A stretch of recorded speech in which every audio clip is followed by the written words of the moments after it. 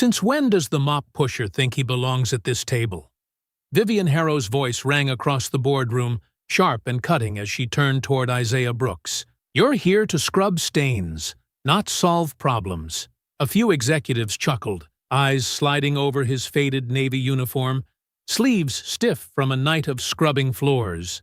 Isaiah stood still, hands steady at his sides. Vivian stepped closer, heels striking the marble like a gavel delivering sentence. She pressed the lifeless monitor against his chest. "Fix this computer, and I'll marry you," she announced, smiling for the phones already raised around the table. "When you fail, you're back to pushing that cart where you belong." None of them realized the quiet man they were humiliating understood exactly what that stalled system was hiding. Before continuing, comment where in the world you are watching from, and make sure to subscribe, because tomorrow's story is one you can't miss. Isaiah's shoes squeaked against the polished floor as he guided his mop bucket through the empty executive level. The midnight silence felt heavy, broken only by the hum of fluorescent lights above the glass-walled boardrooms. He'd cleaned these floors for 3 years now, memorizing every corner and scratch in the expensive decor. A burst of voices shattered the quiet. The double doors of the main conference room flew open as Vivian Harrow stormed out, her designer heels clicking rapidly against marble. Behind her, a group of suited executives and board members spilled into the hallway, their faces a mix of concern and barely hidden amusement. "This is completely unacceptable." Vivian clutched a sleek laptop to her chest. "The Singapore presentation starts in 30 minutes, and this piece of garbage won't even turn on." Isaiah kept his movements steady, continuing to mop in measured strokes. He'd learned long ago that invisibility was safer than acknowledgement in moments like these. But Vivian's sharp eyes caught his presence, and a cruel smile spread across her face. "Well, look who it is. The help." She gestured toward Isaiah with a manicured hand. "Perfect timing. Maybe you can make yourself useful for once." The group of executives shifted, some straightening their expensive suits, others pulling out their phones with poorly concealed grins. Isaiah noticed at least 3 devices tilting up to record whatever was about to unfold. "You know what?" Vivian's voice dripped with mock sweetness. "I have a wonderful proposition for you. If you can fix this laptop," she held it out like it was beneath her to touch, "I'll marry you. Wouldn't that be just delightful?" Laughter rippled through the crowd. Someone whispered, "Oh my God, she didn't." Another executive added, "Classic Vivian." Isaiah felt Security Chief Brent Kellen's presence before he saw him. The man materialized at his side, placing a heavy hand on Isaiah's shoulder. The touch lingered, a subtle threat wrapped in procedure. "Ma'am," Isaiah said, keeping his voice perfectly level, "I'd be happy to take a look at your computer." He didn't acknowledge the joke or the phones recording his humiliation. His eyes stayed focused on the laptop. Vivian's perfect eyebrows arched. "Oh, would you? How generous." She placed the laptop on the conference room table with exaggerated care. "Please, by all means, show us your expertise." Her tone made it clear she expected entertainment, not results. Isaiah approached the table, aware of every eye following his movement. Brent's hand finally released his shoulder, but the security chief positioned himself nearby, arms crossed, watching like a bouncer sizing up trouble at an exclusive club. The laptop was a high-end model, its sleek chassis warm to the touch. Too warm. Isaiah's fingers detected the excessive heat immediately, and his ears picked up the subtle whine of stressed components. When he pressed the power button, the machine attempted to restart, but quickly died again. A faint odor of hot electronics reached his nose, the kind of smell that often preceded component failure. "Having trouble?" Vivian's voice cut through his concentration. "Perhaps this is a bit above your pay grade?" More chuckles from the audience. Isaiah didn't respond. He'd diagnosed hundreds of systems in his previous life before downsizing, and medical bills had pushed him into janitorial work. His fingers moved with practiced precision, though no one in the room seemed to notice the expertise in his movements. "Should we call actual IT?" someone suggested from the back of the group. "Oh, let him try," Vivian said. "It's important to encourage initiative." The pause before the last word drew another round of snickers. Isaiah pulled out the chair and sat down at the conference table, a piece of furniture he usually only touched with cleaning supplies. The polished surface reflected the overhead lights, and he could see his own face dimly mirrored in its shine. He kept his expression neutral as he worked. The laptop's case showed subtle signs of tampering, microscopic scratches around the edges that shouldn't have been there. The battery was critically low, but that wasn't the real problem. The encrypted drive was failing, likely due to recent unauthorized access attempts. He began the careful process of stabilizing the system. Safe boot, BIOS check, recovery mode navigation. His fingers moved across the keyboard with muscle memory that hadn't faded despite years away from tech work. The group's amusement gradually shifted to confusion as they watched him work. Vivian's smirk began to fade at the edges as minutes ticked by without the failure she'd clearly anticipated. Finally, the screen flickered to life. The laptop's fan quieted to a normal hum, and the login screen appeared, pristine and functional. Isaiah's reflection in the polished table showed the same calm expression he'd maintained throughout the ordeal. Vivian's perfectly composed smile tightened at the corners. Her eyes narrowed as she stared at the working screen, something close to panic flashing across her face before she masked it with practiced control. The phones that had been recording slowly lowered, their owners suddenly unsure if they'd captured the entertainment they'd expected. Brent shifted his weight, his bouncer's stance momentarily uncertain. In the silence that followed, Isaiah's voice remained steady. "Will there be anything else, Ms. Harrow?" Isaiah's fingers moved carefully across the keyboard, aware of the executives hovering behind him like vultures waiting for a show. The laptop's fan settled into a steady rhythm as he navigated through basic diagnostics. He kept his movements deliberate, touching nothing that wasn't directly related to system recovery. "This is taking forever," one of the executives muttered. "Some of us have actual work to do." Isaiah ignored the comment, focusing on the screen. The drive was stabilizing, and the encryption layer was re-establishing itself properly. He'd seen this kind of issue before. Someone had tried forcing access without proper credentials, triggering security protocols that nearly bricked the system. "Perhaps we should just call—" Vivian started, but her words cut off as the screen suddenly blazed to life. The silence that followed wasn't the awkward quiet of failed entertainment. It was the sharp, dangerous silence of people seeing something they shouldn't. The laptop had restored to its last active window, and what a window it was! An email chain sprawled across the screen, names and numbers jumping out like accusations. Next to it, a folder tree displayed file names that read like a roadmap of corporate misconduct. One spreadsheet's title caught Isaiah's eye: Q4 Restructure Model Final. Innocent-looking enough, except for the matching dates and numbers that flickered past. Vivian's reflection in the screen showed pure panic for a fraction of a second.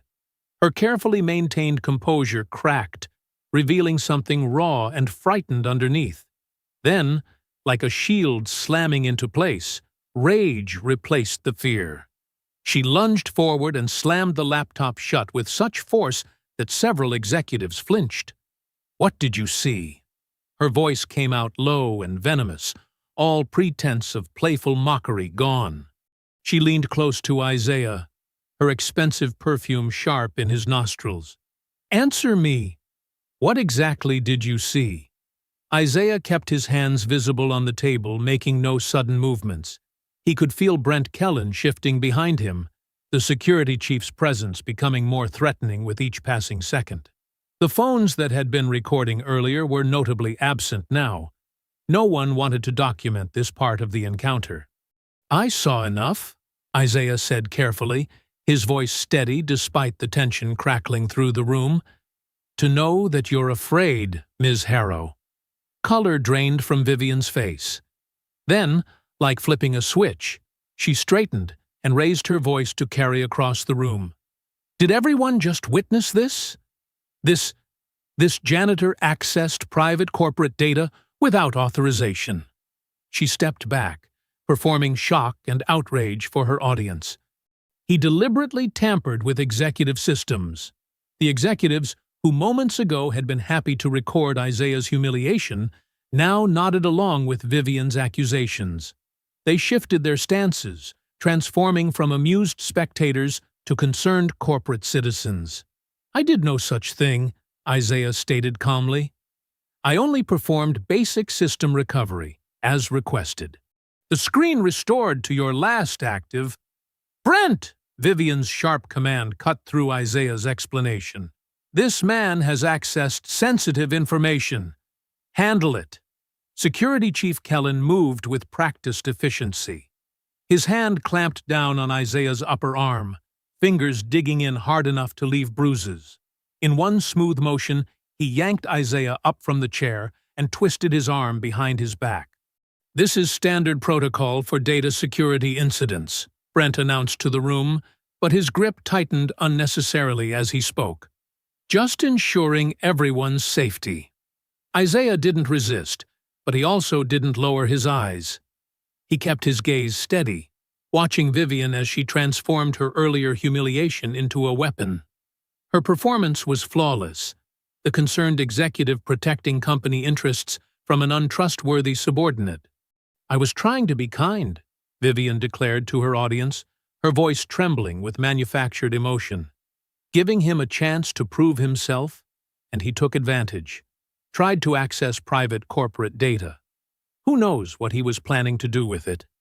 The pain in Isaiah's shoulder increased as Brent adjusted his hold. The security chief was smart enough not to leave marks where cameras might see them, but his message was clear. Power had chosen its side. "The system restored automatically," Isaiah said, keeping his voice level despite the discomfort. "I didn't access any—" "Stop talking," Brent growled near his ear, applying just enough extra pressure to make Isaiah's breath catch. Vivian stepped forward, her designer heels clicking against the marble floor like a judge's gavel. Her face was a mask of corporate authority, but her eyes burned with something darker. She raised her arm, pointing at Isaiah with perfectly manicured fingers that trembled slightly. Not with fear now, but with barely contained fury. "Take him to security," she ordered. "Right now!" The security bay's fluorescent lights cast harsh shadows across Isaiah's face as Brent marched him through the lobby. The night cleaning crew paused their work, and late-shift employees slowed their pace, phones discreetly emerging from pockets. Isaiah kept his spine straight, despite Brent's grip forcing him forward. "I want everyone to witness this," Vivian announced, her voice carrying across the marble floor. "This man attempted to steal proprietary company information." She gestured at Isaiah like he was a cautionary tale. "After I graciously offered him a chance to assist with a simple technical issue." Isaiah felt the weight of stares from people who'd passed him in halls for months without a glance. Now they couldn't look away, but their eyes slid past his face, avoiding direct contact. No one wanted to be associated with the accused. Brent suddenly shifted his grip, using his bulk to push Isaiah against the security desk. The edge dug into Isaiah's ribs, not enough to leave marks, but enough to make breathing uncomfortable. "Stand still," Brent ordered, loud enough for the growing audience to hear. "Hands where I can see them." "I didn't access anything beyond basic system recovery," Isaiah stated calmly. "The screen restored to your last active—" "He's lying," Vivian cut in smoothly. "I watched him deliberately attempt to navigate through private executive folders." She turned to address the small crowd directly, her voice dripping with rehearsed concern. "I tried to give him an opportunity, to treat him with respect. And this is how he repays corporate kindness, by trying to steal sensitive data." The elevator chimed, and Lila Grant from HR stepped out, her heels clicking rapidly across the lobby. She carried a tablet, her expression professionally neutral as she approached the scene. But Isaiah noticed how her eyes darted to the security camera mounted above, then to the monitor showing multiple video feeds. "Ms. Harrow," Lila said carefully, "I received an urgent call about a security incident." "Finally," Vivian snapped. "We need immediate termination paperwork. This man attempted to access restricted information after being explicitly told to perform only basic maintenance." Lila glanced at the security monitor again, focusing on the timestamp in the corner. Her fingers moved across her tablet, making quick notes. "I'll need to follow standard protocol for termination documentation. Could you walk me through the sequence of events that led to—" "Are you questioning my account?" Vivian stepped closer to Lila, her voice dropping to a dangerous whisper. "Need I remind you that your position requires absolute trust in executive testimony? Or perhaps we should discuss your own job security?" Isaiah watched Lila's face tighten, but her fingers kept moving on the tablet. She was documenting something, not just Vivian's words, but details about the camera system itself, the model number, the timestamp format, the storage protocol displayed in the corner of the monitor. "Of course not, Ms. Harrow," Lila replied smoothly. "I'm simply ensuring all documentation is properly filed to protect the company's interests." She turned to Isaiah, maintaining professional distance. "Mr. Brooks, due to the serious nature of this incident, we'll need you to surrender your badge and any company property immediately." Brent's hand tightened on Isaiah's shoulder. Already secured his badge. "Need to check his locker, too. I'd like to state for the record," Isaiah began, keeping his voice steady, "that I was asked to help with a malfunctioning laptop and performed only standard diagnostic—" "Enough!" Vivian's composure cracked for a moment, her carefully cultivated outrage giving way to raw anger. "I will not stand here and listen to more lies from the help." She turned to Lila, eyes blazing. "Process his termination now. And make sure the paperwork reflects the severity of his actions. I want it clear that he attempted to steal corporate data after I generously offered him a chance to prove his worth." More employees had gathered at the edges of the lobby, drawn by the spectacle. Vivian seemed to feed off their attention, straightening her spine and projecting authority. "Let this be a lesson," she announced. "This company rewards loyalty and punishes those who would abuse our trust." Lila's eyes flickered to the security monitor one last time, her tablet discreetly recording details about the camera system's make and model. Isaiah caught her gaze for a fraction of a second and saw something there. Not pity, but recognition. She was seeing past Vivian's performance to the ugly truth beneath. "Move," Brent ordered, shoving Isaiah toward the exit. The security chief's grip remained just shy of leaving visible marks, but his fingers dug into pressure points that sent sharp pain through Isaiah's shoulder. Isaiah walked with measured steps, refusing to be rushed despite Brent's pushing. He kept his head high, even as whispers followed him across the lobby. He wouldn't give them the satisfaction of seeing him break. "I want him blacklisted," Vivian called after them. "Make sure every security firm in the city knows what he tried to pull. No one disrespects me like this and works in this town again." The growing crowd parted as Brent marched Isaiah toward the glass doors. Behind them, Lila stood very still, her tablet held close to her chest. Her eyes tracked the camera above them, noting the exact time and angle as another piece of evidence was captured and stored in the system's memory. Outside the gleaming office tower, the night air bit with unexpected chill.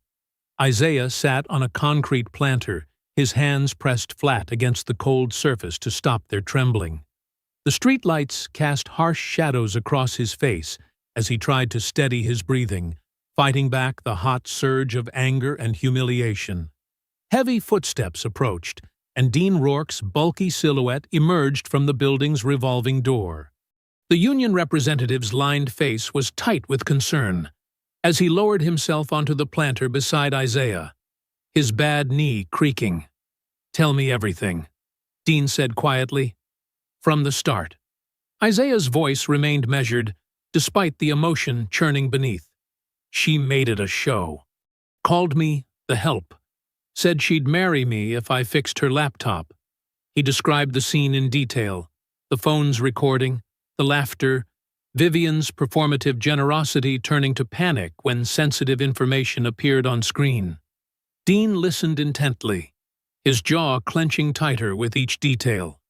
After 30 years in building operations, he'd seen this pattern before. Executives using their power to humiliate workers, then destroying anyone who glimpsed their true nature. "Classic move," Dean growled.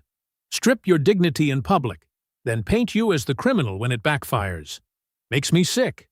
He pulled out his phone, already drafting notes. "We'll file a formal grievance first thing." His phone buzzed. The caller ID showed Lila Grant. Dean answered, putting it on speaker but keeping his voice low. "Lila, I had to call." Lila's whisper echoed, with barely contained panic. She was clearly trying to stay quiet, probably hidden away in some empty corridor. "Vivian's in her office with legal right now.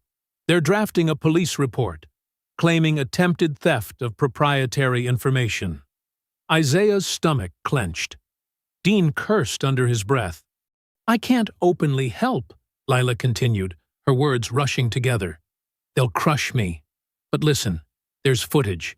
The lobby cameras caught everything. Her marriage proposal, the way she played to the crowd, Isaiah staying professional through all of it. It's stored in the building's secure system." "Can you get us copies?" Dean asked.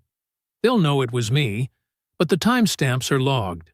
Camera 4, North Lobby feed, between 11:42 and 11:58 p.m. There's no way they can delete it without leaving digital tracks." Lila's voice shook. "I have to go. They're looking for me to sign off on the termination papers." The line went dead. Dean pocketed his phone, his expression grim. "They're moving fast. Want to crush you before you can fight back." Isaiah stared at his hands, still steady despite everything. "I didn't access anything I shouldn't have.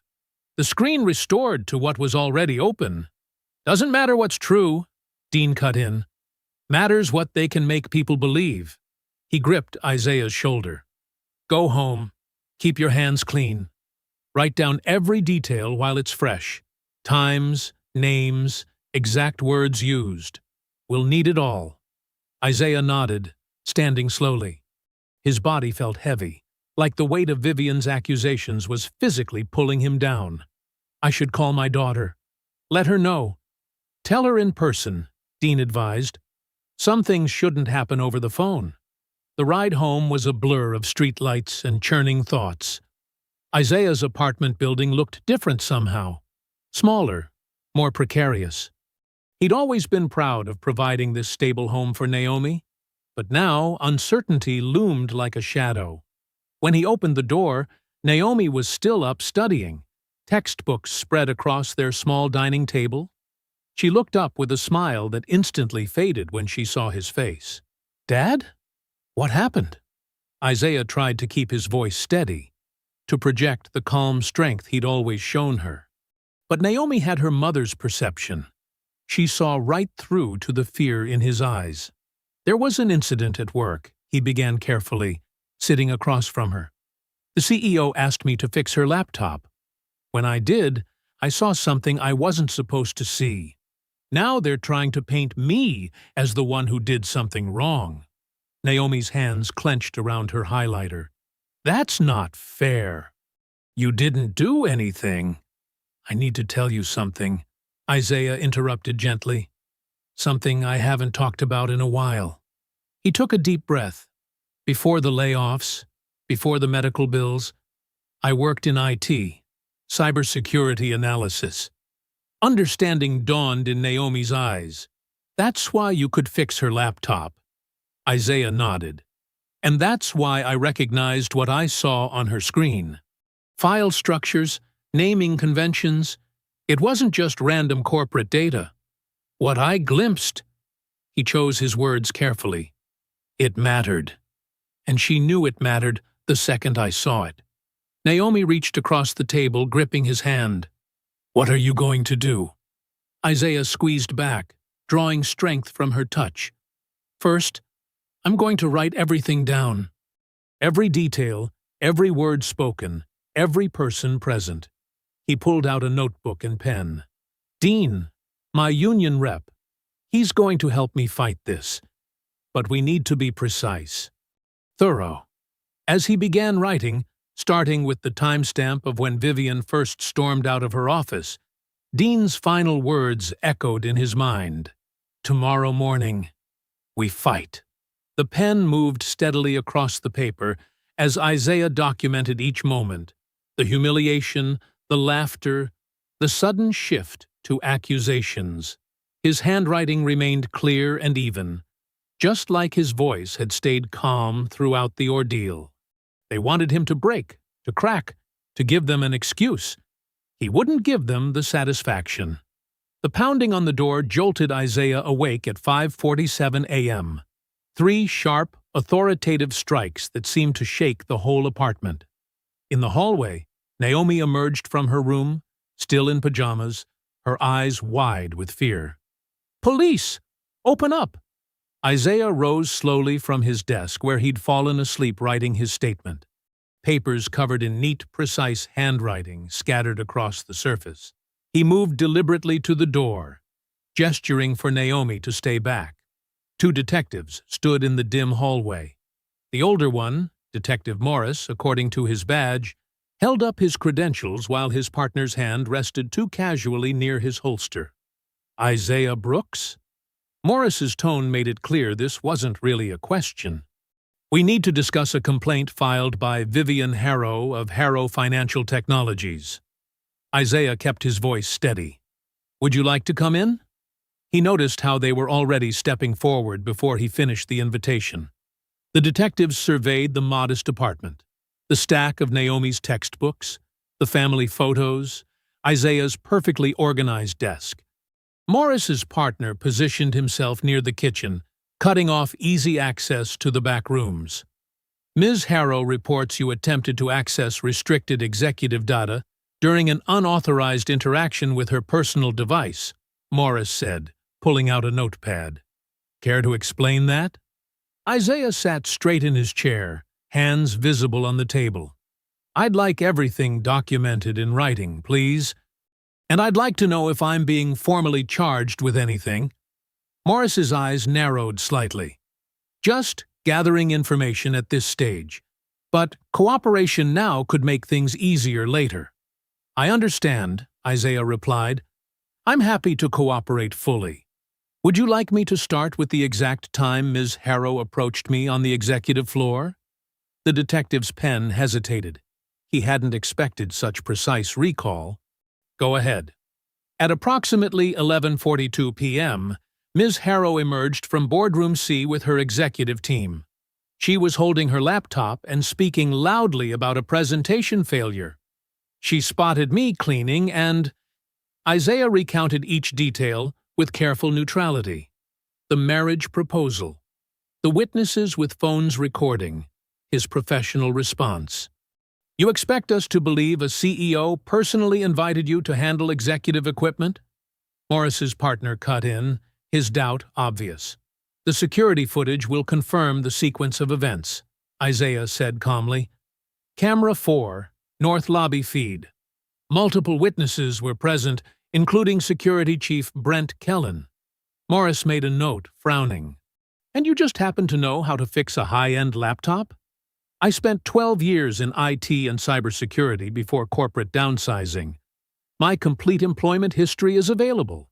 I performed only basic diagnostic steps within standard protocols. Naomi watched from the kitchen, gripping her coffee mug too tight. The detective's questions grew more pointed, trying to trap Isaiah in contradictions. But her father's answers remained measured, supported by specific details that could be verified. The screen restored to its previous state, Isaiah explained. I saw what was already open but accessed nothing else. Ms. Harrow's reaction suggested the content was sensitive, but I had no way to know that beforehand. So you admit you saw confidential information? Morris jumped on the statement. I admit I saw whatever was already displayed when the system recovered.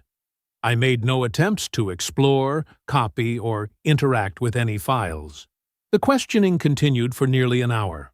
Isaiah maintained his composure while the detectives grew increasingly frustrated by their inability to rattle him. Finally, Morris closed his notepad.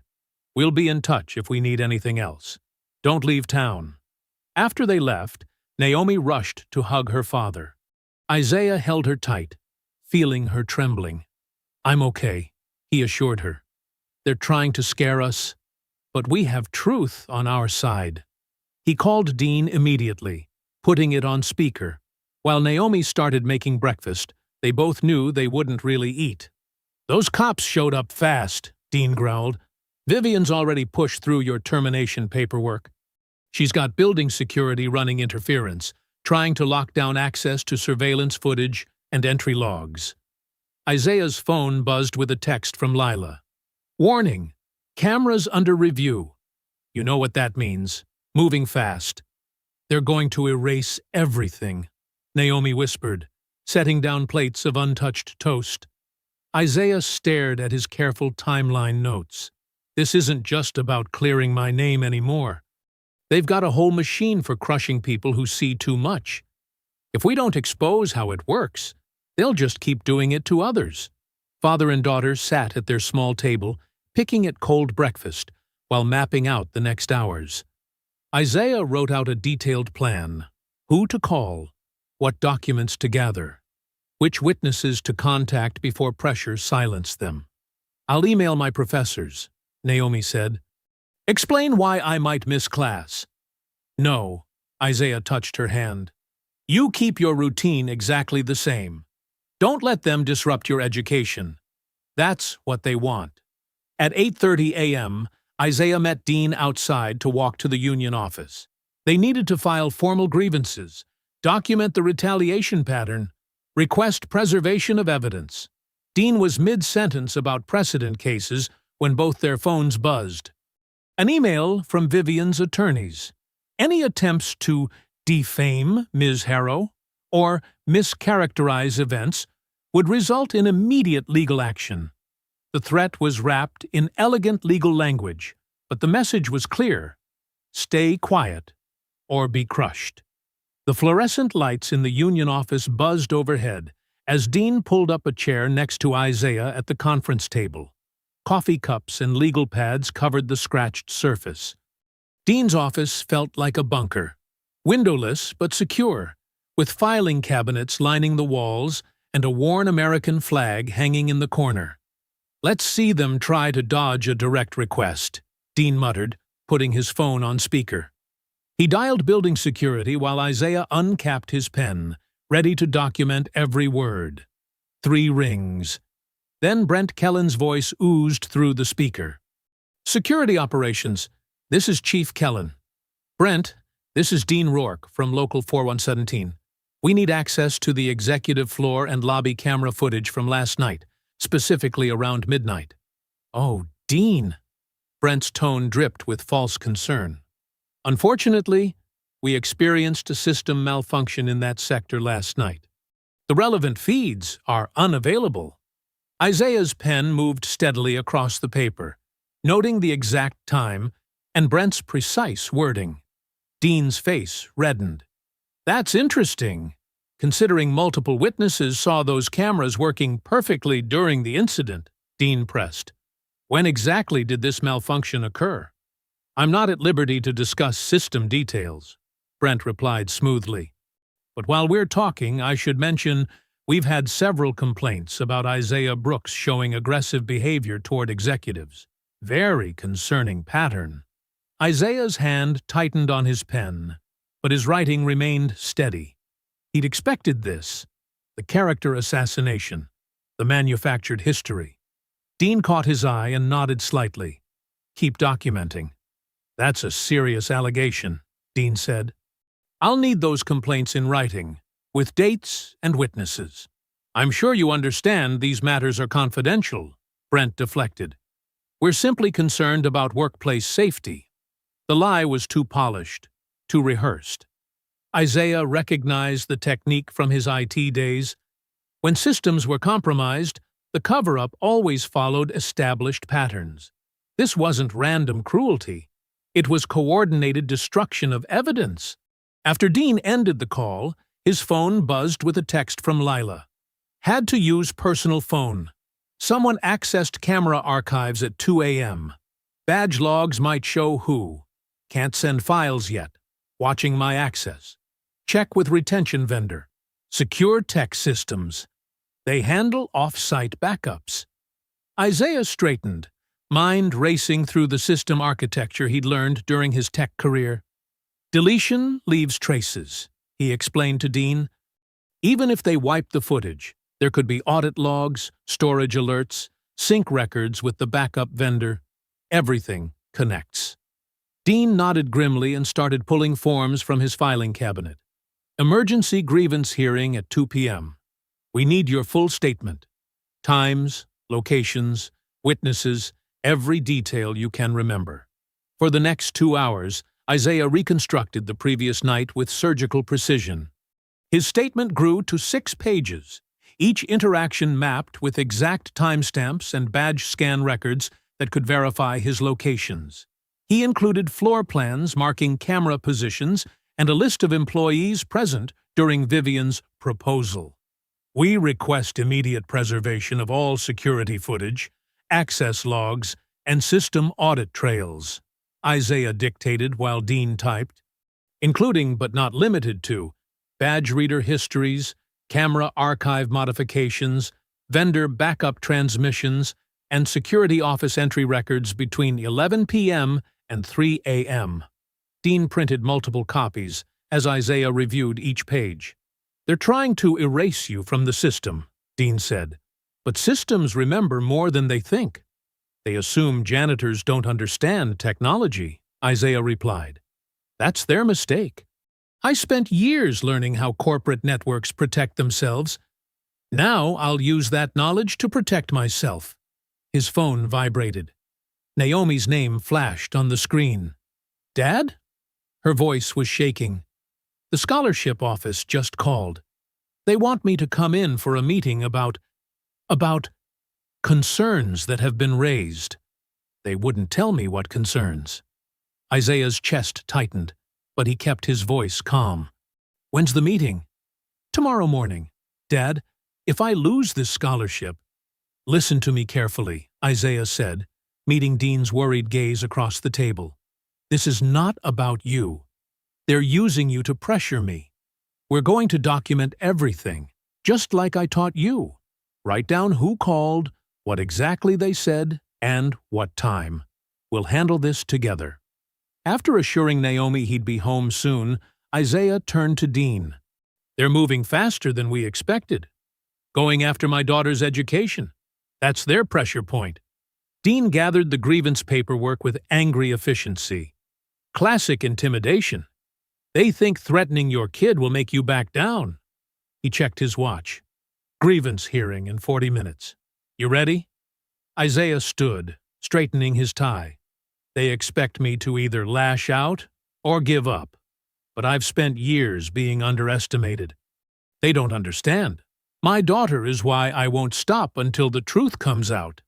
The scholarship office smelled of old paper and anxiety. Naomi sat rigid in a leather chair while her phone rested on the desk, set to speaker mode. Isaiah's voice came through clear but distant. He couldn't leave the union office with the grievance hearing approaching, but he refused to let Naomi face this alone. Miss Porter, the scholarship officer, shuffled papers with practiced precision. Her blazer was perfectly pressed, her smile professionally concerned. "We've received some concerning information that we need to address," she began, each word measured. "It pertains to the stability of your home environment." Naomi's hands tightened in her lap. "My home environment is fine. We have a report indicating your father is under active investigation." "Ms." Porter's tone stayed neutral, but her eyes flickered to the phone. "Given the serious nature of the allegations—" "What specific allegations?" Isaiah's voice cut through, calm but firm. "And when exactly was this report received?" Ms. Porter hesitated. "I'm afraid I can't disclose the source, but the tip came in early this morning. It suggests involvement in corporate data theft and aggressive workplace behavior." Naomi recognized the words from her father's account of Vivian's accusations. Her throat tightened. They were really doing this, using her education as leverage. "I'll need that in writing," Isaiah said. "Please specify which scholarship policies address anonymous accusations against family members. I'd also like documentation of your standard procedure for investigating tips received without evidence." "Ms." Porter's professional mask slipped slightly. She clearly hadn't expected this level of composed resistance. "Mr. Brooks, we take all potential risks to our program seriously." "As do we," Isaiah replied, "which is why we'll need copies of all communications regarding this matter, including timestamps of when the tip was received and how it was verified before this meeting was called." Naomi straightened in her chair, drawing strength from her father's steady voice. "I maintain a 3.9 GPA, she added. "I've never missed a class. I tutor other students. Are those achievements suddenly irrelevant because someone made anonymous accusations?" "Of course not," Ms. Porter backpedaled slightly. "We're simply following protocol." "Please provide that protocol in writing," Isaiah requested. Along with previous cases where scholarship students were called in for emergency meetings based on unsubstantiated claims about their parents. The office fell silent except for the soft whir of an ancient printer in the corner. Ms. Porter's fingers drummed once on her desk before she caught herself. "We'll need to review the situation further," she finally said. "For now, your scholarship status remains under evaluation. We'll be in touch once we've gathered more information. We'll expect full documentation of this meeting and the review process by end of day," Isaiah said. "Thank you for your time." After disconnecting, Naomi gathered her backpack with trembling hands. The hallway outside felt too bright, too exposed. Students streamed past, laughing about normal things like assignments and weekend plans. None of them knew her future was being used as a weapon. The bus ride home stretched endless. Naomi kept checking over her shoulder, jumping at sudden movements. When she finally reached their apartment door, her key stuck in the lock. Her hands were shaking too badly. That's when she saw it. A single sheet of paper had been slid under the door. Bold black letters screamed, "Corporate Data Thief," above a grainy security camera, still of her father being escorted out. No racial slurs, no obvious threats, just the message that he'd been marked, branded, labeled as someone who didn't belong. Naomi was still staring at it when Isaiah arrived home early from the union office. He took one look at her face and the paper in her hands, then gently guided her inside. "Sit down," he said, pulling out his phone. "I'm going to teach you something important." He demonstrated how to photograph the flyer with a ruler beside it for scale, how to document the exact time and location it was found, how to note any distinguishing details about the paper quality or printing method. "Write down everything you remember about finding it," he instructed. "Time, date, was anyone in the hallway? Did you hear anything unusual? Every detail matters." "They're watching us," Naomi whispered, pen hovering over paper. "They want us to feel watched," Isaiah corrected. "They want us scared. But we're going to be methodical instead." A knock at the door made them both jump, but it was just Dean. his face grim as he held up a thick envelope. "Vivian's lawyers," he explained, pulling out a letter heavy with legal letterhead. "They're demanding you retract any false accusations about last night. Say it was all a misunderstanding, or they'll sue for defamation." Naomi's breath caught. "They can't." "They can try," Isaiah said quietly. He looked at the flyer, the lawsuit threat, then at his daughter's pale face. "But we're not retreating. We're building a case. Every threat, every intimidation attempt, it all becomes evidence." Streetlights cast long shadows through the kitchen window as Isaiah spread documents across the table. Dean sat heavily in a wooden chair, rubbing his neck after the long day. Paper spilled everywhere: employee handbooks, security policies, union agreements, building maintenance schedules. "Look at this like a system," Isaiah said, arranging pages in precise columns. "Everything connects. Every action leaves traces." Dean leaned forward, squinting at Isaiah's careful notes. "You said you worked in tech before? What exactly did you do?" Isaiah paused, then pulled out his old business card, edges worn from years in his wallet. "Cybersecurity analyst, specialized in digital forensics and incident response. Before the downsizing, before the medical bills," he shook his head. "But the skills don't fade. That's why you handled the laptop so carefully," Dean realized. "You knew what you were doing." "I treated it like a crime scene," Isaiah confirmed. "No unauthorized access, no damaged data, basic diagnostic steps only. Everything by the book." He tapped a building blueprint. "And now we treat this whole place the same way. Every system holds truth if you know where to look." He began mapping it out, drawing connections between different records. Badge readers log every door swipe. Elevator controls track floor stops. Maintenance tickets show who accessed what areas. Security cameras have retention policies. Nothing happens in isolation. Dean whistled low. "You're not planning to hack anything, right? We need this clean." "No hacking," Isaiah assured him. "We reconstruct from legal sources, public records, union-accessible logs, proper information requests." He pointed to his notes from the night of the incident. "Remember seeing anyone unusual in Vivian's group?" Dean frowned, thinking back. "Suits, mostly. Security. Wait, there was someone toward the back. Contractor badge clip on their belt." "Exactly." Isaiah circled several items on his list. If an unauthorized contractor accessed her laptop or the security systems, there's a paper trail. Work orders, dispatch records, invoice timestamps. Companies document everything to get paid. "I can request those through official channels," Dean said, pulling out his phone to make notes. "Unions entitled to verify vendor activity for safety compliance." Isaiah nodded, then started drafting a formal letter. "We need to demand they preserve all digital records, camera system audit logs, access records, email retention.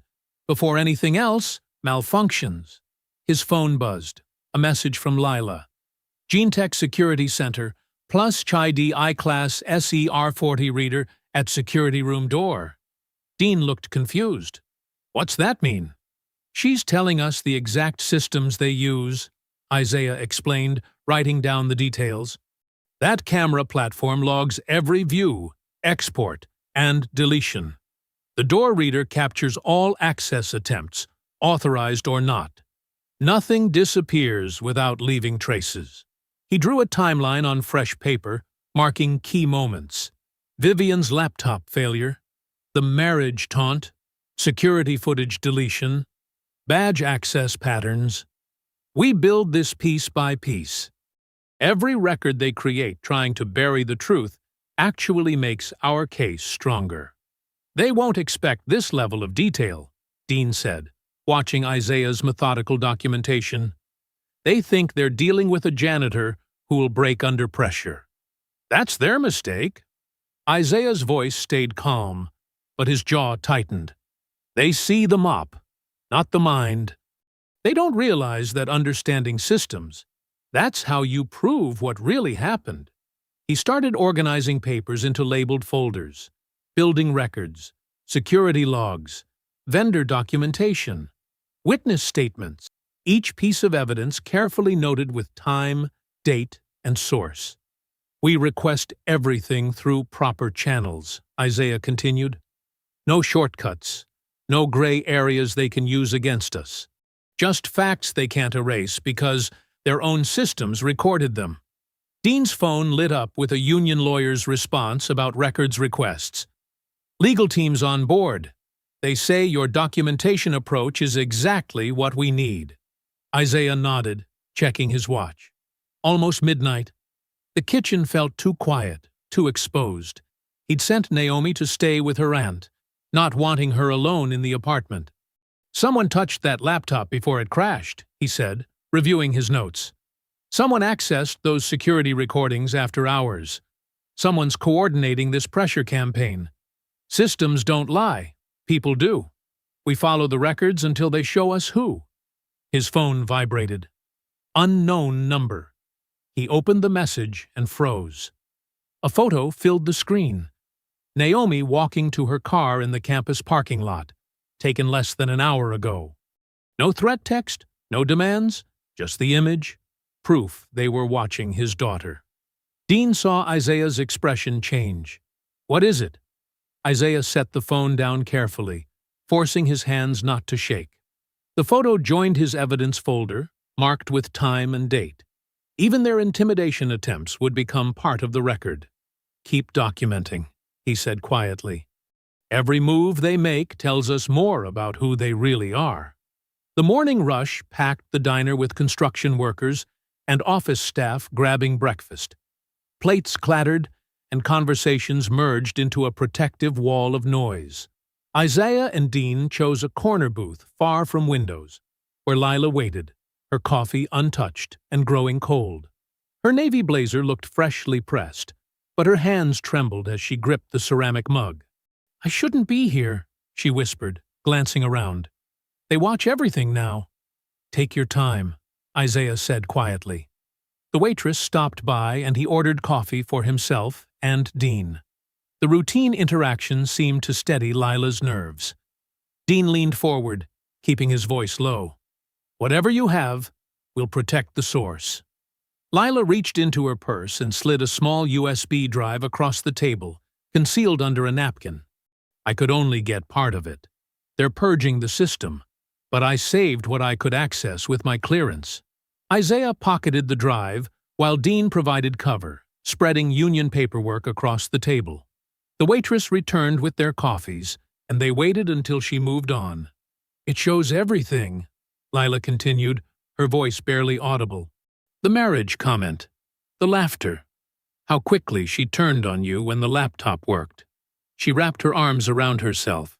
The way she performed for the crowd, making sure everyone saw her power. How much of the footage?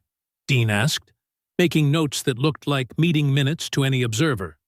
About 6 minutes, from when she first spotted Isaiah to just after security grabbed him. The quality is clear.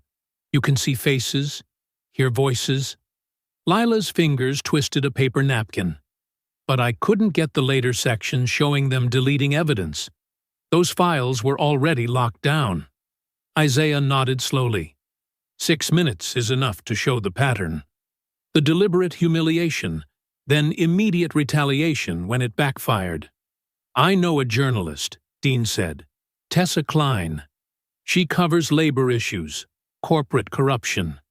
Good reputation, careful with sources. He looked at Layla.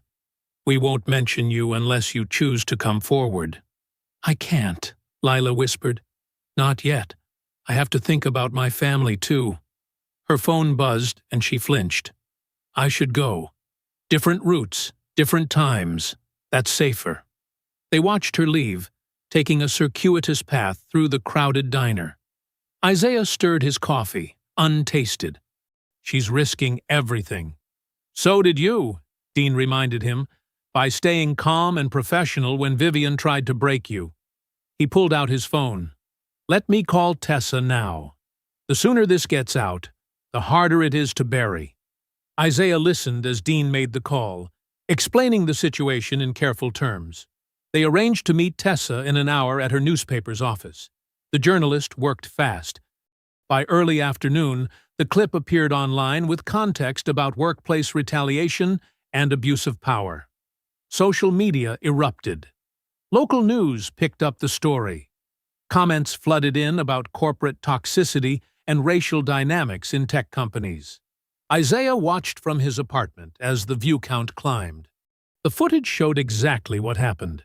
Vivian's calculated cruelty, the encouraged laughter, Isaiah's dignified response, and her instant switch to accusations when he succeeded. His phone rang, Naomi's scholarship office. The administrator's tone had completely changed from yesterday's threats. In light of new information, we're placing the review on hold, she said carefully. Your daughter's academic standing remains excellent. We see no cause for concern at this time. After hanging up, Isaiah allowed himself a small breath of relief. Naomi hugged him, tears in her eyes. People finally see it, Dad. They see what she did to you. By mid-afternoon, Vivian's PR team released a statement. Isaiah read it on his laptop, recognizing the calculated corporate language. Regarding this morning's video, I acknowledge that my attempt at workplace humor was inappropriate and poorly received. I deeply respect all our employees and never intended to cause offense. This was clearly a miscommunication that escalated unnecessarily. Our company remains committed to fostering an inclusive environment where everyone feels valued. I apologize for any distress this incident may have caused. The words were polished, but the accompanying video showed Vivian's true feelings. Her eyes were cold, her smile tight and artificial. She spoke about respect, while her body language screamed contempt. Still, public pressure mounted. Comments criticized her non-apology and called for investigation. Corporate watchdog groups started asking questions about executive conduct and retaliation patterns. Look at these responses, Naomi said, scrolling through her phone. People are sharing their own stories about workplace abuse. You're not alone anymore, Dad. For the first time in days, Isaiah felt hope flutter in his chest. The truth was out there now, recorded and undeniable. Maybe sunlight really was the best disinfectant. Maybe. His phone rang. Dean's number. Isaiah. Dean's voice was strained, with hospital sounds in the background. Don't react out loud, but listen carefully. I'm at Metro General. Took a bad fall down the back stairwell at work about an hour ago. Isaiah kept his face neutral for Naomi's sake, but his hand tightened on the phone. 3 cracked ribs, Dean continued. But here's what you need to know. I didn't fall. Someone pushed me. Hard. And they made sure I knew it wasn't an accident.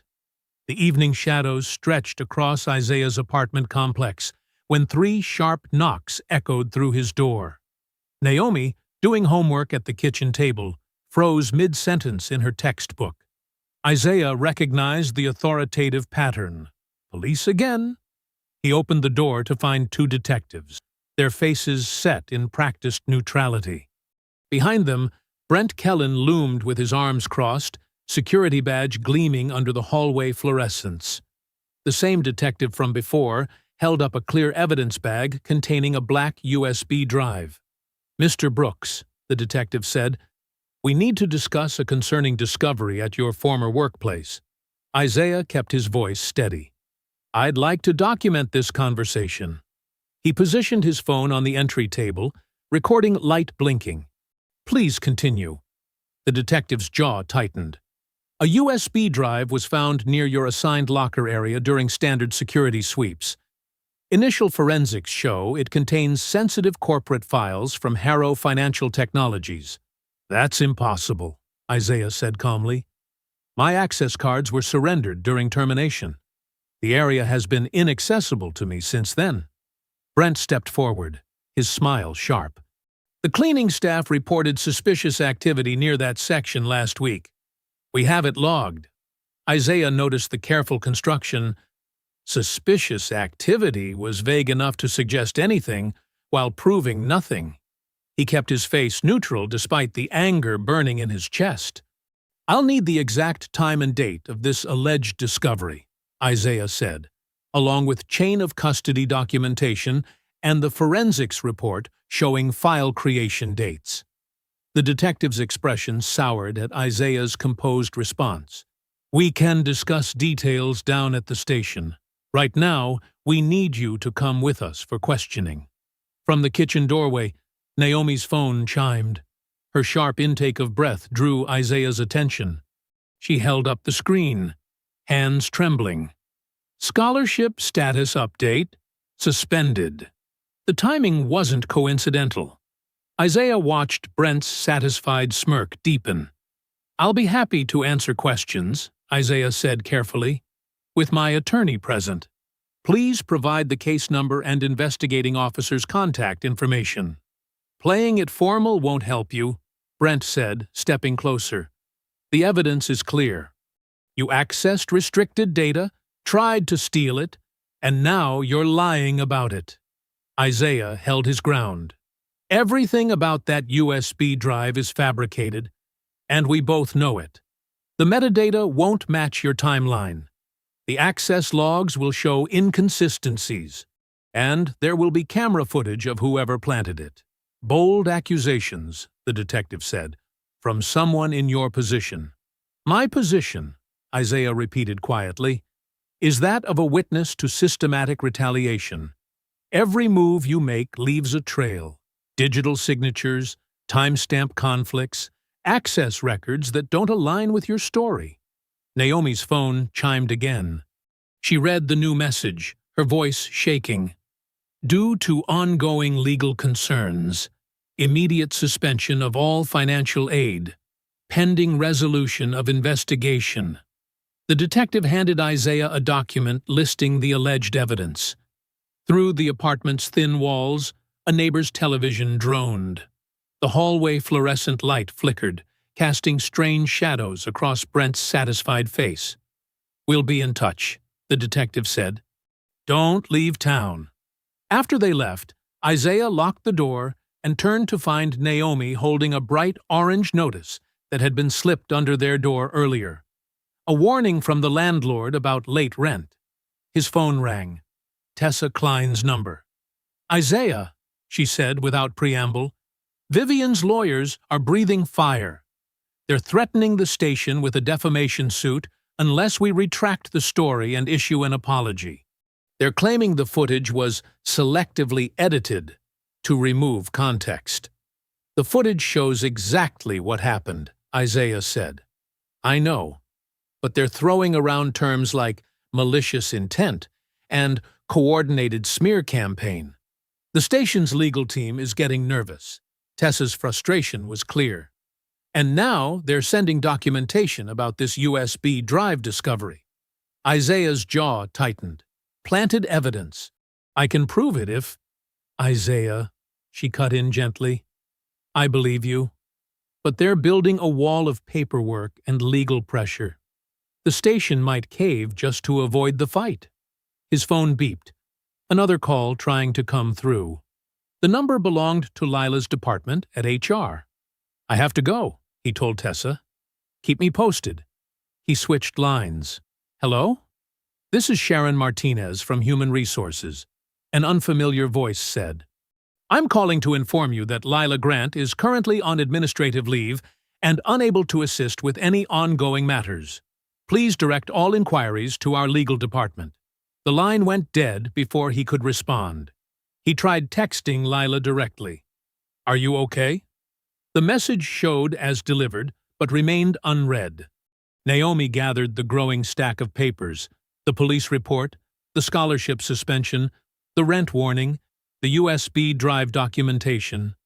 Her hands trembled as she set them on the kitchen table. Dad, she whispered. What do we do? Isaiah picked up the police report about the USB drive, his fingers tight on the pages. The familiar pressure of injustice threatened to overwhelm him. The same feeling he'd fought when laid off years ago, when medical bills crushed them, when every system seemed designed to break his spirit. "They want me to snap," he said quietly to Naomi. "So, I'm going to stay precise." Dawn crept through the kitchen blinds, painting tired stripes across scattered documents and coffee mugs. Isaiah and Naomi hadn't really slept. The weight of yesterday's threats kept them alert, planning. The small kitchen table had become their war room, covered in papers, sticky notes, and Naomi's laptop.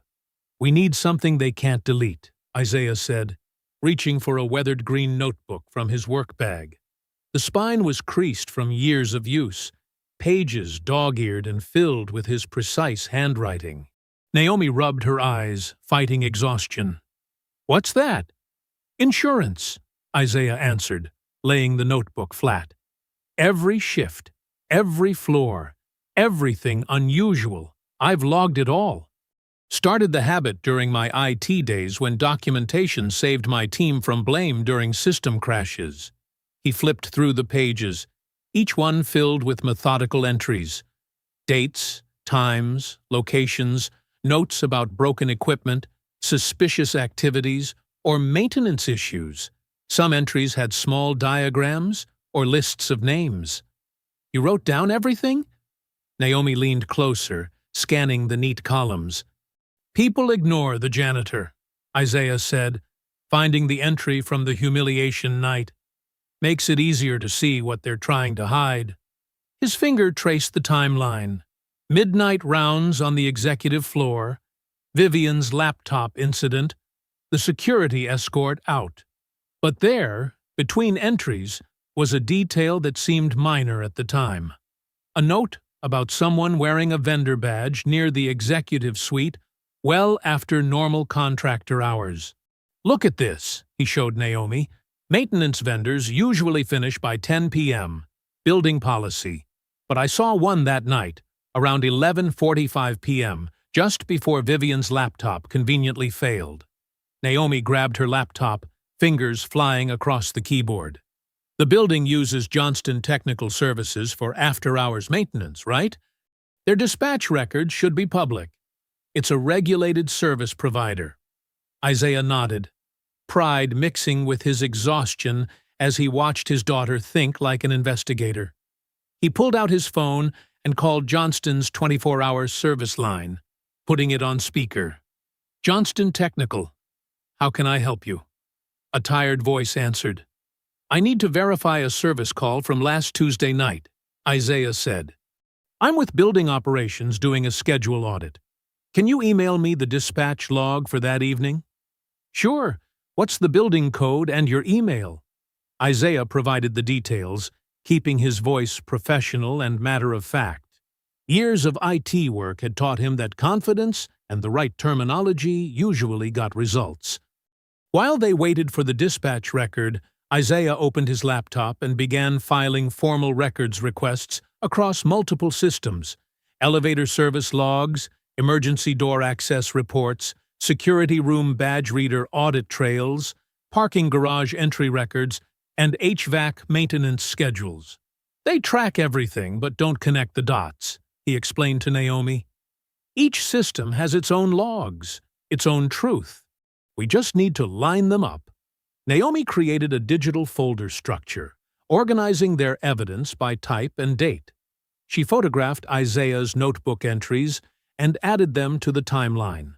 "What about the security footage Lila mentioned?" she asked. "Camera systems keep metadata even when files are deleted," Isaiah said. "Access logs, file operations, storage alerts. We request those records through the vendor. Bypass Brent completely." He paused, remembering something from his IT days. "And most corporate security systems automatically back up to off-site storage. They might have deleted local copies, but there's usually a 30-day archive they forget about." Naomi's phone buzzed. Tessa Klein had texted a name and number. Maya Feldman, whistleblower attorney. "She specializes in corporate retaliation cases," Naomi read from Maya's online profile. takes on big companies, wins settlements. Isaiah studied Maya's credentials before dialing. The call went to voicemail, but he left a detailed message explaining their situation and the evidence they were gathering. To his surprise, Maya called back within minutes. "Mr. Brooks," her voice was sharp and focused. "Tessa briefed me on your case. I'm interested, but we need to move fast. Can you meet this afternoon?" "Yes," Isaiah said. "What should we bring?" "Everything," Maya replied. "Your notes, the video clip, any formal complaints filed, and especially those system logs you're requesting. We need a clean chain of evidence, timestamps that match, access records that align, documentation they can't dismiss. Vivian Harrow has resources and connections. She'll try to bury this under legal pressure and planted evidence." "Understood," Isaiah said. "We'll be ready." After scheduling the meeting, Isaiah and Naomi returned to organizing their documentation. She created spreadsheets tracking every interaction, every threat, every suspicious timing of events. Isaiah's email pinged.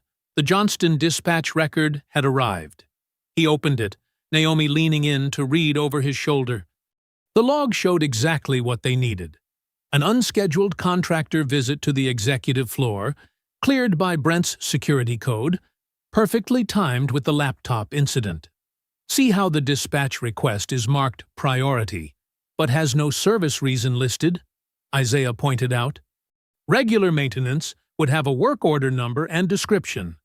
Naomi added the dispatch log to their evidence folder, cross-referencing it with Isaiah's notebook entry about the vendor badge. "They thought nobody would notice," she said quietly. "They thought nobody would check." "That's how retaliation works," Isaiah replied, his voice steady. "They count on fear and isolation. But we're not alone anymore. And we have something they didn't expect." "What's that?" "Proof," Isaiah said, looking at their growing collection of evidence. "Real, documented proof that tells the whole story." His phone lit up with another email. The first batch of elevator service logs had arrived. Maya Feldman's downtown office felt different from the glossy corporate spaces Isaiah had cleaned. Practical furniture, walls lined with legal texts, and a large conference table covered in meticulously organized documents. Late afternoon sun filtered through vertical blinds, casting stripes across their evidence folders. Isaiah sat with perfect posture, his voice measured and technical. "Every digital system leaves traces," he explained, opening his laptop. "When security footage is accessed or deleted, the system logs who did it, when, and from which workstation." Maya leaned forward, pen poised over her legal pad. Her sharp eyes tracked every detail as Isaiah walked through the technical architecture. Naomi sat beside him, managing their digital files, while Tessa Klein took careful notes from the corner. "Show me exactly what you mean," Maya said. Isaiah pulled up a diagram he'd created. "The building uses standard guard security software. Even if someone deletes camera footage, 3 things remain: access logs showing who viewed files, export records tracking when copies were made, and storage alerts noting sudden space changes from deletions. And these logs, they're maintained separately from the footage?" Maya asked. "Completely separate systems," Isaiah confirmed. "Different servers, different backup schedules. Most people forget about the audit trail because they focus on deleting the visible evidence." Maya nodded, writing rapidly. "This is exactly what we need. Clean, documented, legitimate access to records they probably think are gone." She turned to a fresh page. "Walk me through the timeline again. Every system we should target." Isaiah laid out their findings methodically. First, badge access logs showing who entered the security room that night. Then, elevator records proving when executives and contractors moved between floors. The vendor dispatch system showing an unscheduled maintenance visit.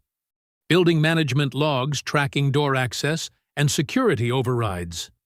All public records are available through formal requests, Maya noted with approval. No unauthorized access needed. Tessa spoke up from her corner. I can frame this carefully. Stick to verified facts without speculation. Focus on documented events and official records. They'll have a harder time threatening legal action if we stay precise. Naomi opened a folder on her laptop. We also have evidence of ongoing harassment. She pulled up the surveillance photo they'd received, her walking to her car, clearly taken without her knowledge.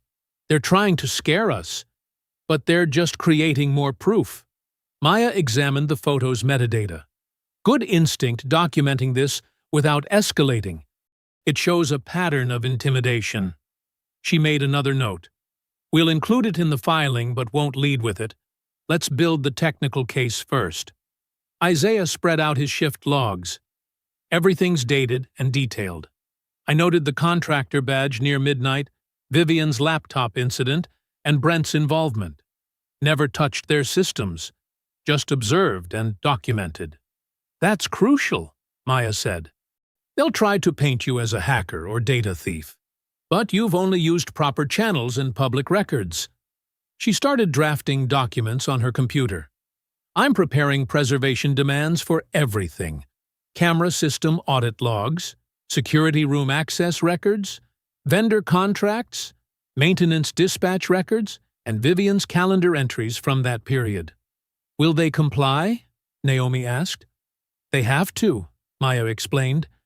Once they receive formal notice, destroying evidence becomes a serious offense. And based on what Isaiah's shown me, they've already crossed several lines with the initial deletion and planted USB drive. Tessa reviewed her notes. I'll update my coverage focusing solely on documented events. No conjecture, no emotional angles, just the paper trail and official records. Let readers draw their own conclusions. Isaiah nodded. That's all we need. The truth is in the timestamps and system logs. They tell the story themselves. Maya finished a document and turned her screen. Here's our initial filing. Notice how we lead with the technical evidence and documented retaliation. The emotional elements, the humiliation, the threats, support the pattern, but aren't our primary focus. We're building a wall of facts, Isaiah said quietly. Each log entry, each record request, each timestamp, they're bricks they can't break. Exactly, Maya agreed. You've given us the perfect approach. We don't need to prove everything at once. We just need to show enough verified evidence to force discovery. Once they have to preserve and produce records, the whole system of harassment becomes visible. They spent another hour refining the documentation.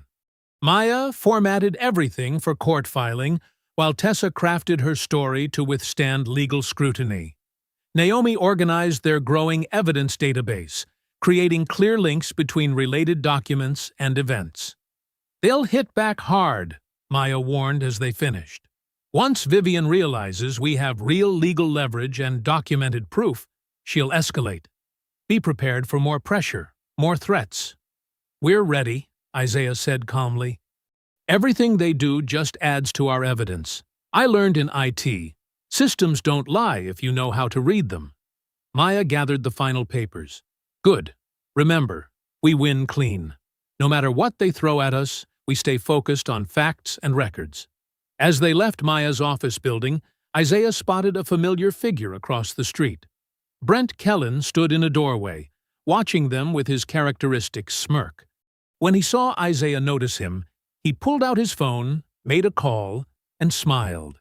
The same cold smile from the night of the humiliation. Naomi gripped her father's arm. Isaiah kept walking, his face neutral. One more documented incident, one more piece of evidence. The truth was already in motion. The evening air had a bitter chill as Dean Rourke stood outside the building's entrance, leaning on his cane. His face was mottled with bruises, but his eyes burned with determination. Isaiah approached carefully, noting how Dean favored his left side. They thought stairs would shut me up, Dean said. his voice rough but steady. Should have tried harder. He pulled a folded printout from his jacket, hands shaking slightly from either pain or anger. Got this before they locked everything down. Isaiah unfolded the paper under the harsh glow of security lights. It was a badge access report, columns of timestamps and ID numbers showing entry patterns to the security monitoring room. His IT experience kicked in immediately as he scanned the data. "Look at these timestamps," Dean pointed with his cane. 3 entries after midnight when the security office should have been empty, all using an admin override. Isaiah pulled out the contractor dispatch record he'd received earlier. Same night as Vivian's laptop incident. He lined up the times carefully. Here, contractor dispatched at 11:45 p.m., security room accessed at 12:10 a.m., and camera archives accessed at 12:15 a.m. "Too neat to be coincidence," Dean growled. "Someone's getting sloppy covering tracks." Isaiah took photos of both documents with his phone, careful to capture every detail. "Maya needs to see this immediately. If they're already destroying records—" "Already texted her," Dean confirmed. "She's filing an emergency motion tonight. Judge owes her a favor and might hear it first thing tomorrow." They moved away from the building's entrance as a security vehicle cruised past, its headlights sweeping across them. Isaiah noticed how Dean's grip tightened on his cane, knuckles white. "You should be home resting," Isaiah said quietly. "Rest when we win," Dean muttered. "Besides, these bruises, they're just more evidence now." Maya's response came within minutes. She wanted them at the courthouse early morning. The company's lawyers were already pushing back, claiming technical limitations prevented quick access to archived logs. "Standard playbook," Isaiah explained as they waited for his rideshare. "Delay until evidence disappears." But they forgot something basic. He pulled up the building's vendor contract on his phone. Public record buried in city permits. See this clause? Mandatory retention requirements for all security systems. Industry standard. Deleting logs early isn't just suspicious, it's a contract violation. Dean's smile was fierce despite his bruises. And contract violations mean penalties. Plus spoliation of evidence once Maya filed notice, Isaiah added. They're trapped by their own paperwork. The loading dock area was poorly lit as they cut through to reach the street. A figure emerged from the shadows. Brent Kellen, his security uniform crisp despite the late hour. Well, Brent drawled, positioning himself to block their path. "The janitor and his union babysitter." "Out awful late, aren't you, boy?" Isaiah calmly pulled out his phone and started recording. Brent's smile tightened but didn't fade. "Just having a friendly chat," Brent continued, his tone dripping with false warmth. "Reminding certain people about knowing their place. Wouldn't want anyone else having unfortunate accidents, would we?" Dean shifted his grip on his cane, but Isaiah placed a steadying hand on his arm. "Is that a threat, Mr. Kellen?" Isaiah asked evenly, phone still recording. "Just looking out for workplace safety," Brent replied. He stepped closer, towering over Isaiah. "Lots of dangerous equipment around here. Easy for people to get hurt when they stick their noses where they don't belong." "Like security room access logs?" Isaiah kept his voice neutral. Something flickered in Brent's eyes. Uncertainty or anger, it was hard to tell in the dim light. "You're in over your head," Brent snarled, dropping the fake friendliness. "Some people just can't accept their station in life. Keep pushing, and you'll regret it."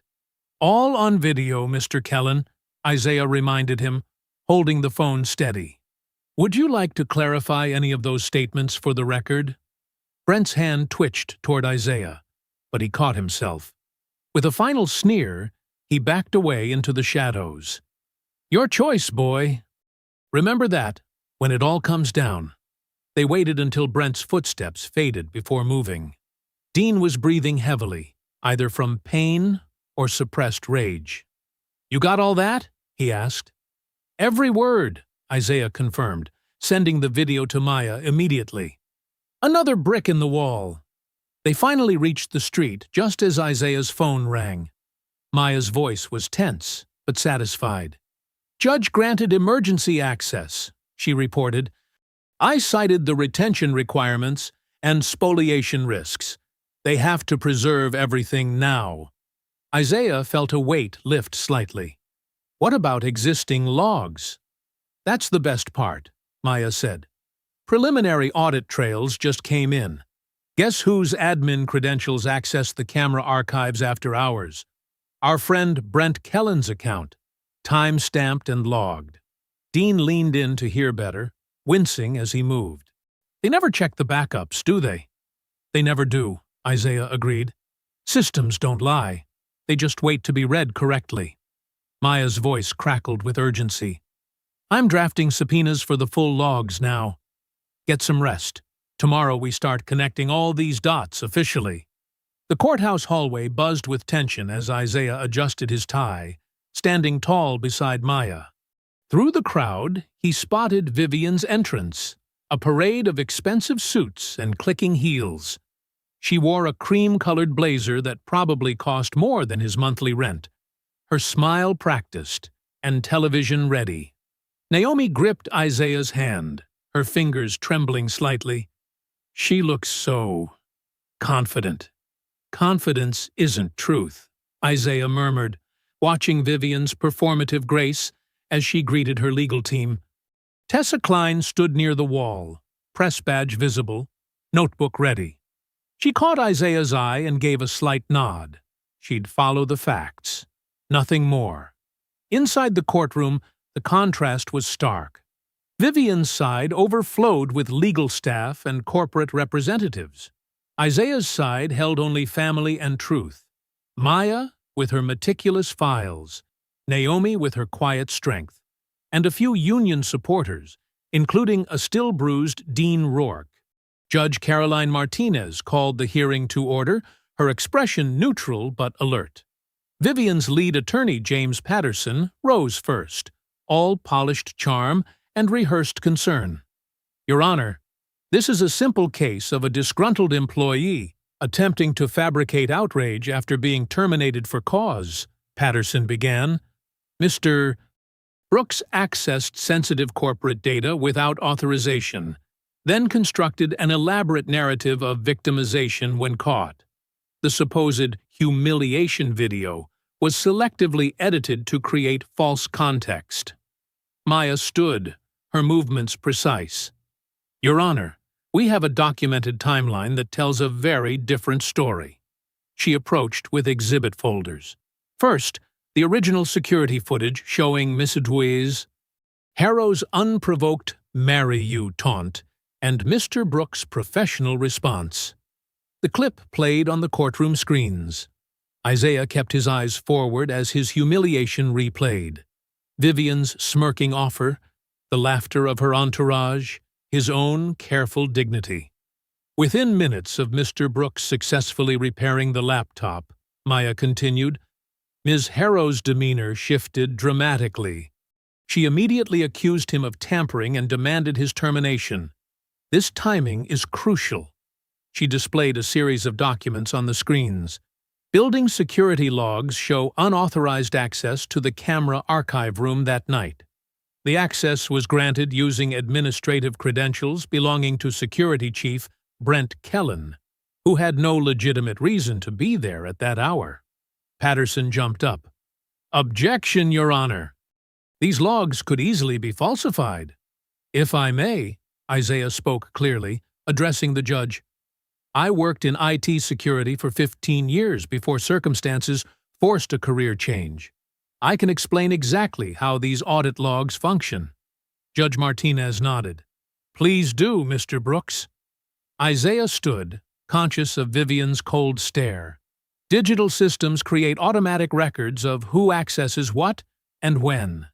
These logs are separate from the files themselves. Deleting footage doesn't erase the record of who accessed it. It's like having a security guard write down everyone who enters a room, even if someone later removes items from that room. He pointed to specific entries in the logs. These timestamps show Chief Kellen's credentials accessing the archive at 12:15 a.m. The building's maintenance logs show an unscheduled contractor visit at 11:45 p.m., just before Ms. Harrow's laptop mysteriously failed. These systems don't coordinate lies. They simply record actions. Maya picked up the thread. The retaliation escalated systematically. A USB drive appeared near Mr. Brooks's old locker, but metadata shows it was created after his access was revoked. His daughter's scholarship faced sudden anonymous concerns. Union Representative Dean Rourke suffered a suspicious stairwell accident after requesting records. Vivian's perfectly maintained expression cracked slightly.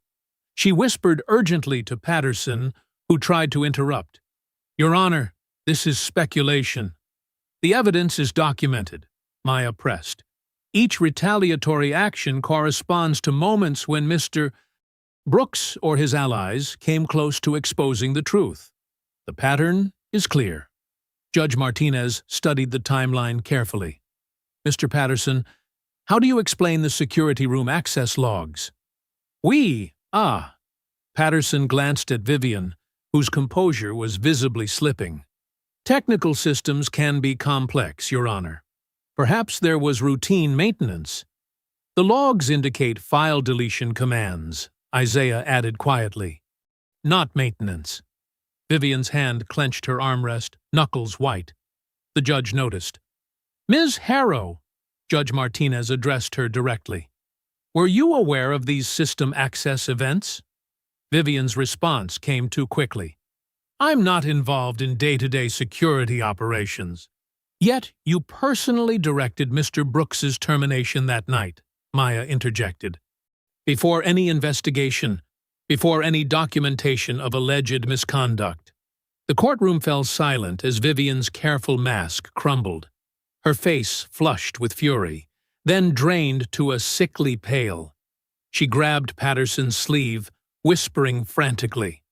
Judge Martinez raised her hand for silence. "I've seen enough.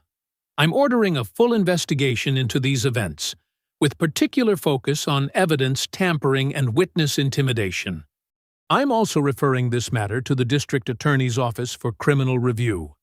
Naomi's grip on Isaiah's hand tightened, half fear, half fierce pride. Across the aisle, Vivian's attorneys huddled around her like a shield, but couldn't hide her shaking hands or the rage distorting her features. The afternoon sun glinted off the building's glass facade as investigators' vehicles lined the street. Employee faces pressed against windows, watching the scene unfold below. News vans clustered near the entrance, cameras ready, reporters checking phones for updates. Brent Kellen strode through the lobby like he owned it, badge clipped to his belt. Same swagger he'd used to intimidate countless others. He didn't notice the investigators until they stepped into his path. 3 federal agents in dark suits, badges out. "Mr. Kellen," the lead agent said, loud enough for the lobby to hear. "We need to discuss your after-hours access to the security archives on the night of March 15th. Brent's face twitched.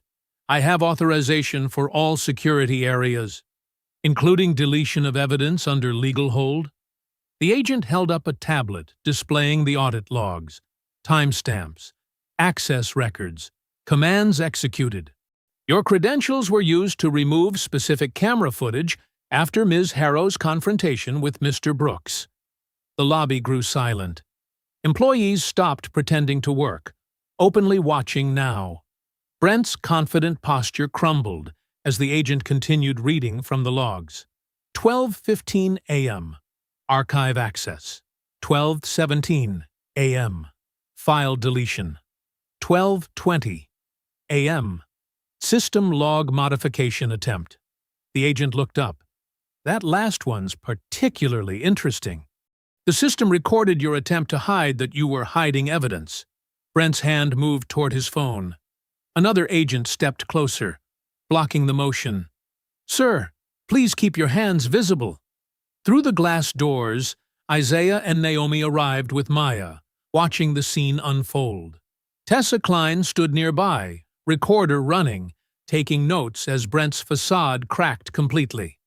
"I was following protocol," Brent started. "Under whose orders?" the agent pressed. Before Brent could answer, commotion erupted near the elevators. Vivian emerged with her executive team, trying to project control even as it slipped away. Her heels clicked rapidly across the marble floor. "This is a misunderstanding," she announced to the lobby at large. "If Security Chief Kellen acted inappropriately, he did so without corporate authorization." "Ms. Harrow," Maya stepped forward, holding up her phone. "The subpoenaed emails tell a different story. Would you like me to read your message from 11:58 p.m. that night? The one where you ordered Mr. Kellen to handle the situation and make sure nothing survives to damage the company?" Vivian's practiced smile froze. Behind her, members of her executive team began stepping away, creating distance. "Or perhaps," Maya continued, "we should discuss the pressure you put on the police department to file charges, specifically after Mr. Brooks witnessed sensitive financial data on your laptop?" The elevator dinged. The board chairman emerged with corporate counsel, their expressions grim. "Ms. Harrow, the board has concluded an emergency session. Your employment is terminated, effective immediately." Vivian spun toward them. "You can't. I built this company." "The board's decision is unanimous," the chairman cut her off. "Security will escort you out." Not Brent this time. Different officers stepped forward, carrying a box of Vivian's personal items. The mighty CEO stood alone, her carefully constructed power stripped away in minutes. As Vivian was led toward the doors, employees she'd terrorized watched silently. No loyal supporters rushed to defend her. No allies stepped forward to share her disgrace. Only the click of cameras and reporters' questions followed her exit. Isaiah held Naomi's hand as they watched Vivian pass. She shot them a venomous glare but said nothing, her final attempt at intimidation falling flat against their quiet dignity. Brent was led out next, hands cuffed behind his back. His security badge, the symbol of his borrowed power, was already gone. The police chief approached Isaiah, extending an official letter. "Mr. Brooks, all charges are dropped. We'll be reviewing our response protocols to prevent similar incidents of misleading reports." Maya held up another document. "The settlement agreement is finalized. Full compensation, plus the consulting position we discussed." She smiled. "On your terms, as promised." A woman stepped forward from the crowd, Jessica Chen from the Community Education Foundation. "Ms. Brooks," she addressed Naomi, "your scholarship is fully reinstated, with an additional emergency grant added. We believe in supporting students who face unjust barriers." Naomi's eyes welled with tears. "Thank you," she whispered. Isaiah watched reporters clustering around Maya as she explained the settlement's implications for corporate accountability. He saw employees who'd stayed silent now stepping forward to share their own stories of intimidation. The truth was flowing freely, washing away years of fear. Later that evening, Isaiah and Naomi sat at their kitchen table.